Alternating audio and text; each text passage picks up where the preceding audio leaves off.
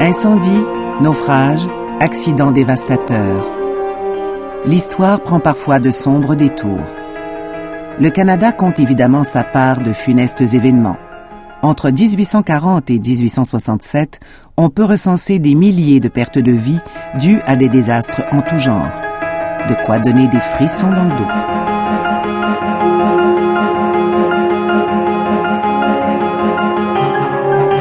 Les désastres et les catastrophes nous arrachent au train-train quotidien et nous bouleversent.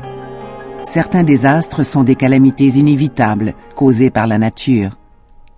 Ainsi, les côtes de l'Atlantique sont secouées par d'effroyables tempêtes, comme celle du Yankee Gale à l'île du Prince-Édouard en 1851, qui fait sombrer plus de 60 bateaux. Ou la Grande Tempête, qui occasionne la perte du navire Hungarian en 1860. D'autres tragédies auraient sans doute pu être évitées, surtout lorsque l'erreur humaine ou les bris mécaniques sont en cause, comme en 1857, lorsqu'un pont ferroviaire s'écroule près de Hamilton.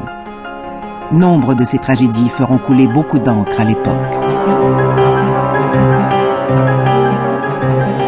Doté d'un climat rigoureux, le Canada se définit peu à peu dans l'immense territoire à s'approprier, à peupler, à gérer. Ainsi, toutes les expéditions d'exploration dans l'Arctique ne connaissent pas des dénouements heureux, mais elles permettent de dresser la carte du Grand Nord. La tristement célèbre expédition de Sir John Franklin, en 1847, en témoigne de façon éloquente. En pleine croissance, le chemin de fer permet de relier les communautés entre elles. Mais de graves accidents ferroviaires marquent cette époque, dont la pire tragédie ferroviaire de l'histoire canadienne, survenue près de Belleuil sur la rivière Richelieu en 1864. Heureusement, les compagnies ferroviaires introduisent des innovations qui améliorent la sécurité des trains. L'installation des lignes télégraphiques le long des voies ferrées jette ainsi les bases d'un réseau de télécommunications des plus nécessaires. Les villes canadiennes connaissent par ailleurs une expansion qu'elles doivent gérer tout en faisant face à des problèmes soudains, comme les épidémies de choléra et de typhus qui font des milliers de victimes dans la première moitié du 19e siècle, ou encore les incendies, comme ceux survenus à Québec en 1845 et 1866.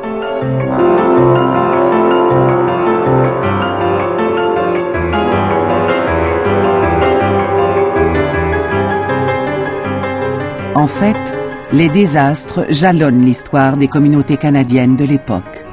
Mais comme à toute chose, malheur est bon, ces tragédies auront eu au moins l'avantage de faire adopter des mesures pour tenter d'éviter que de telles catastrophes ne se reproduisent.